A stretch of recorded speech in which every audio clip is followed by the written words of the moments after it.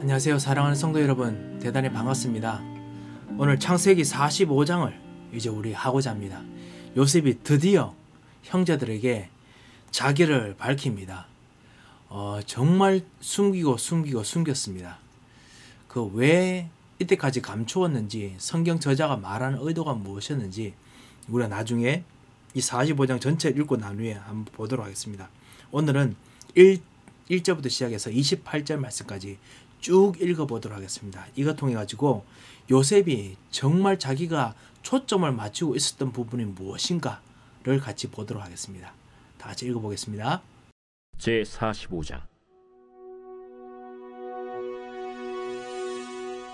요셉이 시종하는 자들 앞에서 그 정을 억제하지 못하여 소리질러 모든 사람은 나에게서 물러가라 하고 그 형제들에게 자기를 알리니 그때 그와 함께한 다른 사람이 없었더라. 요셉이 큰 소리로 우니 애굽 사람에게 들리며 바로의 궁중에 들리더라. 요셉이 그 형들에게 이르되 나는 요셉이라. 내 아버지께서 아직 살아계시니이까? 형들이 그 앞에서 놀라서 대답하지 못하더라. 요셉이 형들에게 이르되 내게로 가까이 오소서. 그들이 가까이 가니 나는 당신들의 아우 요셉이니 당신들이 애굽의 판자라.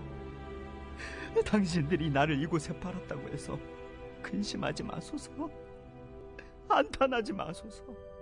하나님이 생명을 구원하시려고 나를 당신들보다 먼저 보내셨나이다. 이 땅에 2년 동안 흉년이 들었으나 아직 5년은 밭갈이도 못하고 추수도 못할지라.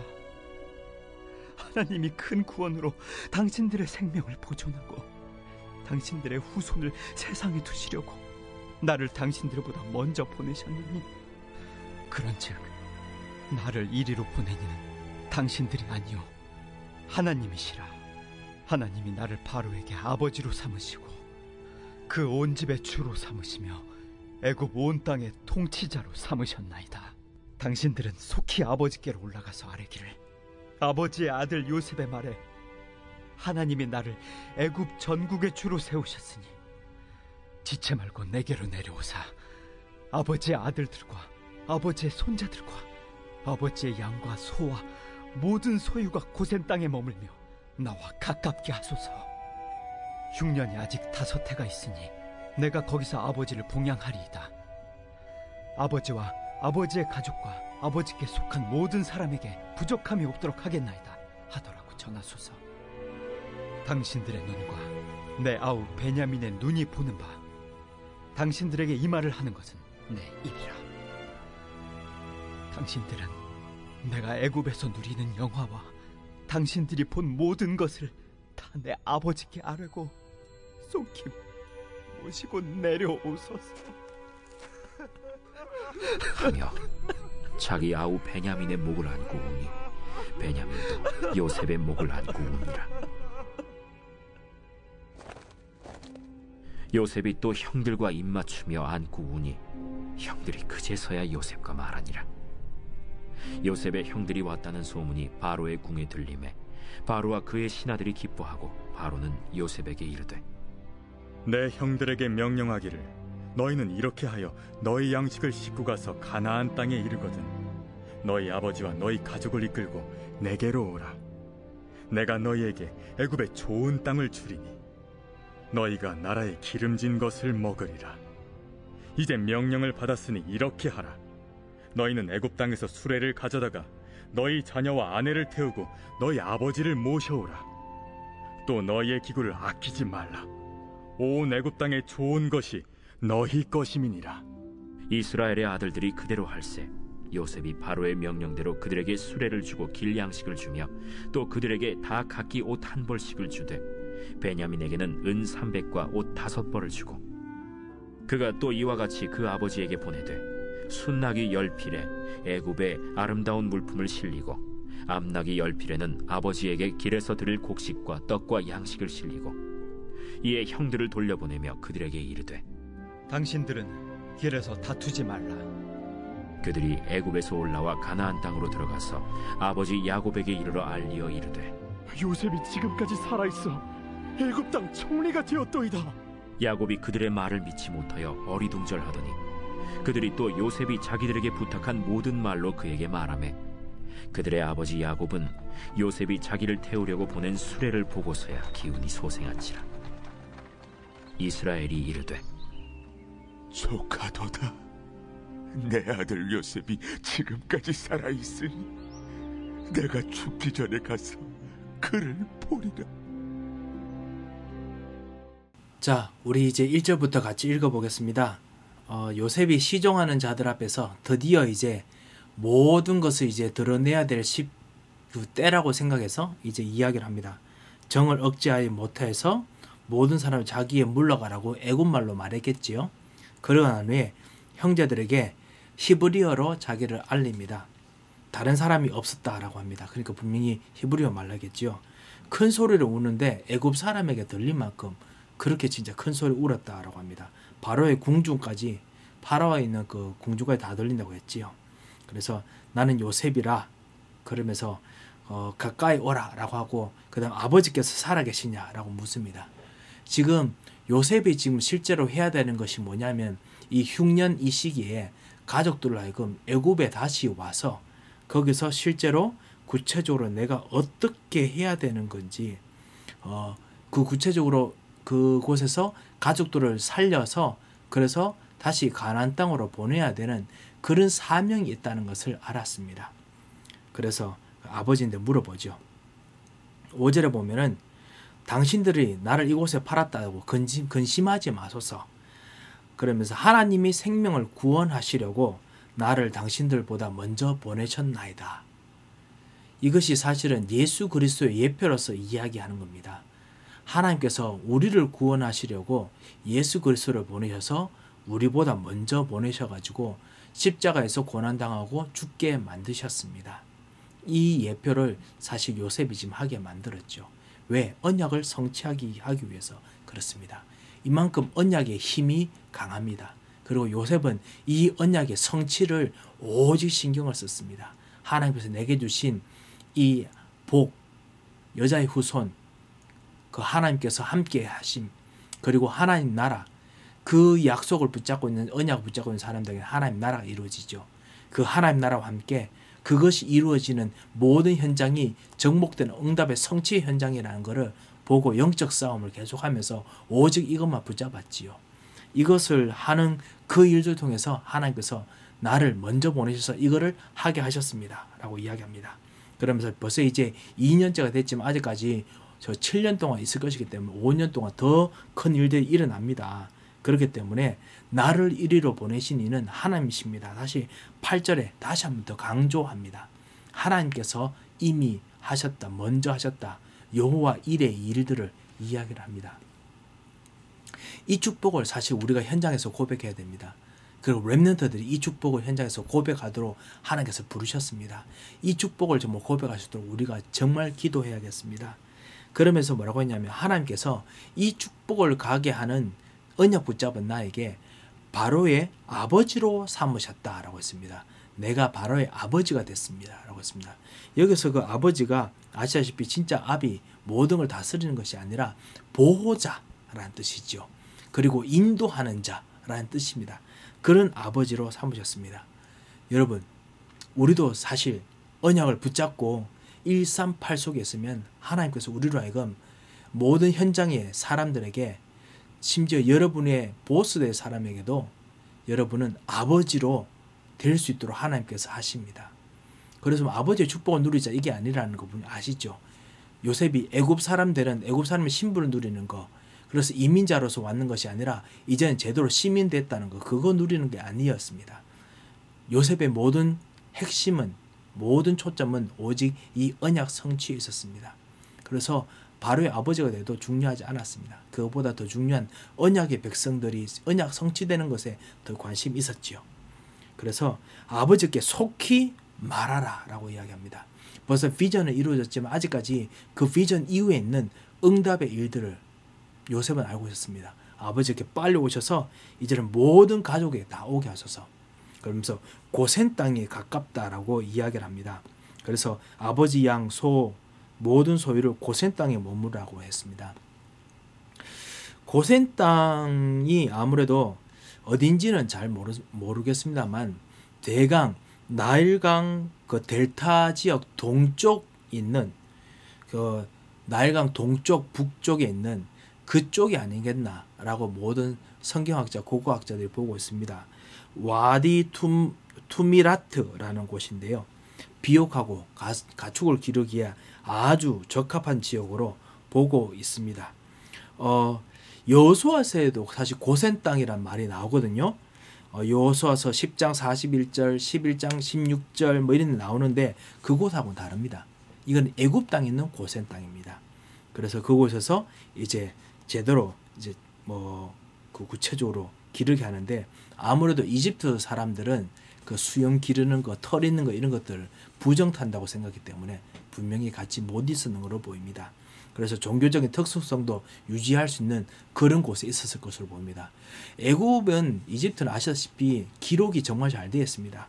그래서 주전 1220년 BC 1220년경에 이집트 문헌인 파피루스 아나스타시스라는 그 문서에 보면은 메르넵타라는 사람에 의해서 이렇게 칙령이 내려졌습니다. 뭐라고 되어 있냐면 그는 에돔의 유목민들이 자신들의 정체성을 보존하고 또한 왕의 영토 안에서 그들의 가축을 먹여 살리도록 고센 땅에서 먹고 거주하는 것을 허락했다라고 적혀 있습니다. 그래서 아무래도 그것과 분명히 관련이 있었을 것으로 보입니다. 자, 이렇게 고센 땅에서 먹고 사는 것에 대해서 이제 이야기를 하면서 그곳에서 이제 지내게 만들죠. 그곳이 아무래도 아버지와 분명히 거기서 아버지를 복양하리라라고 하는 것을 봐서는요. 그 10절에 나오죠. 그 요셉이 있는 그 왕이 다스리는 바로 있는 지역과도 거의 별로 떨어지지 않는 아주 가까운 지역으로 보입니다. 그리고 모든 이 영화를 아버지께 다 말해 주십시오라고 좀 이야기하면서 그때 그 이후에 이제 자기 아우 베냐민을 목을 안고 우니까 베냐민도 그때서야 요셉의 목을 안고 울고 형들도 입 맞추고 요셉이 형들과 입 맞추며 울 때서야 형들이 그제서야 요셉과 말한다라고 이야기했습니다. 형들이 정말 믿기지 않았나 봅니다. 자, 요셉이 형들이 왔던 소문 통해서 바로의 궁에서도 아주 기뻐합니다. 그러면서 가장 좋은 땅을 주겠다라고 이야기하면서 나중에 알고 보니까 그게 고센 땅이 됩니다. 요셉이 미리 다 알고 있었던 거지요. 자, 21절에 보면은 이제 이스라엘의 아들들이 그대로 한다라고 했습니다. 이제는 이스라엘의 사람으로서 그 언약을 가진 사람으로서 이제 움직이는 준비를 합니다. 이제 언약적인 응답의 그 일들을 하게 되는 거지요. 그냥 이렇게 요셉이 말한 대로 하는 거지만은 이제는 이것이 미래를 위한 응답이라는 거지요. 그래서 요셉이 바로의 명령대로 그 수레도 주고 양식도 주고 그다음 갈 옷도 한 벌씩 아무래도 제일 좋은 옷이겠죠. 300옷이 아니겠나 싶습니다. 그렇게 주고 그리고 베냐민에게는 은 300 요셉이 은 20에 팔렸죠.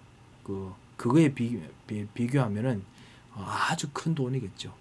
은 300과 그리고 옷 5벌까지 줍니다. 그게 아무래도 아버지가 눈치채기 딱 좋기도 하고 그러니까 그런 것 같습니다. 자기 사랑하기도 하고 사랑하는 동생이기도 하고요. 그래서 아버지께 보냈는데 아버지께도 또 순하기도 주고 그리고 아버지께 드릴 그 위에서 내려올 떡, 그 곡식, 그다음 빵, 양식 다 줍니다. 이게 바로 준비한 자의 축복입니다. 언약을 먼저 깨닫고 언약의 현장에 먼저 성취를 보는 사람은요. 그 이후에 올 사람들을 위해서 그 언약의 축복들을 다 제공할 수 있는 능력을 받게 됩니다. 그리고 그것을 할 수 있는 힘을 받게 됩니다. 여러분, 우리들이 이런 응답이 될 수 있도록 이것을 보고 우리는 뭐라고 부르냐면은 선교적 기업, 문화적인 기업, 그 남길 자를 위한 기업이라고 부릅니다. 이런 기업이 될 수 있도록 여러분 기도하시기 바랍니다. 언약의 기업입니다. 언약적 기업이 바로 이런 기업입니다. 이런 기업이 되도록 여러분의 축복들이 있도록 같이 기도하시기 바랍니다. 오늘 새벽기도 때 우리가 같이 봤습니다.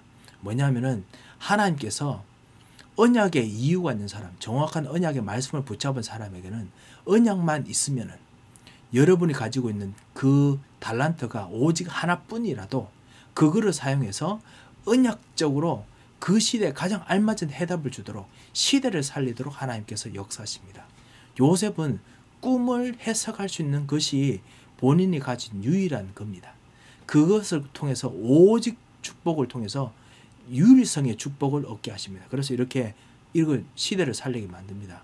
다윗은 돌팔매하는 거 그거 하나 잘하는데 그거 통해 가지고 골리앗을 죽이도록 하나님께서 모든 사건들을 다 만드십니다. 바울 복음 전하는 거 그리고 본인이 텐트 만드는 거 그거 가지고 로마까지 파고들게 합니다. 그 로마까지 가는 엄청난 여행 경비 다 감당합니다. 그죠? 아시다시피 세계 여행 그때 하는 거 정말 어려웠습니다. 그거 감당하도록 하나님께서 만드십니다. 그뿐만 아닙니다. 하나님께서 정말 언약 가진 사람들에게 주시는 진정한 복음의 이유가 있으면요.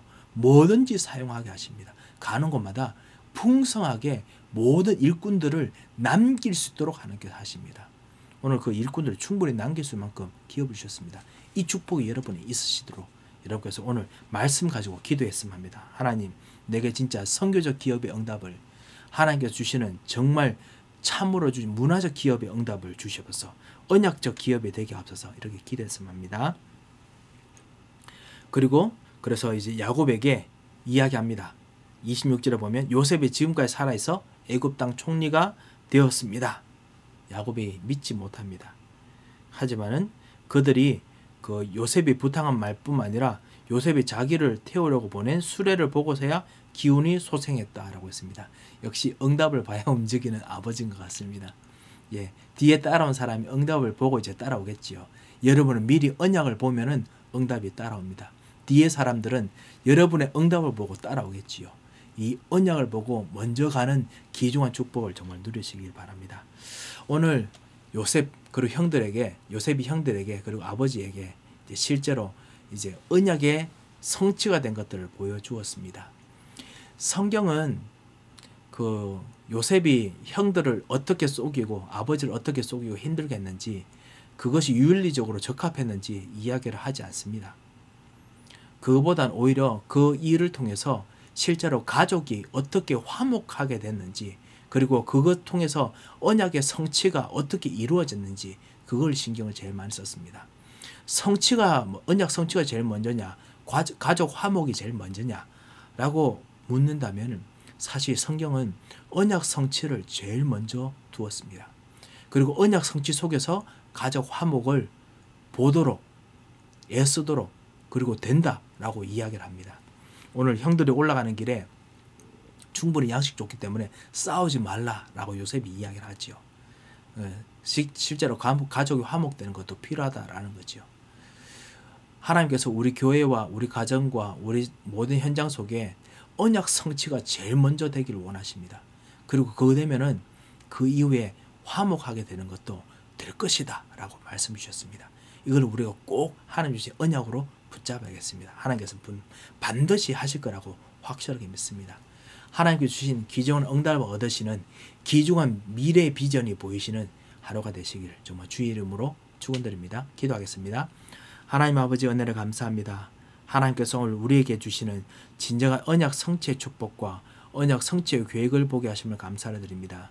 주님께서 요셉처럼 참으로 언약 성취를 통해서 화목하게 하시는 비밀, 언약 성취를 통해서 뒤에 오는 사람들이 응답보고 따라올 수 있도록 하는 진정한 문화적인 기업, 언약적인 기업, 선교적인 기업의 비밀들을 보게 하셨사오니 주여 우리로 하여금 이런 기업이 되도록 역사하여 주셔서 언약을 쳐다보고 언약 안에 기뻐하게 살 수 있도록 주의 성령께서 주장하시고 역사하여 주셔서 살아계신 주 예수 그리스도의 이름으로 기도합니다.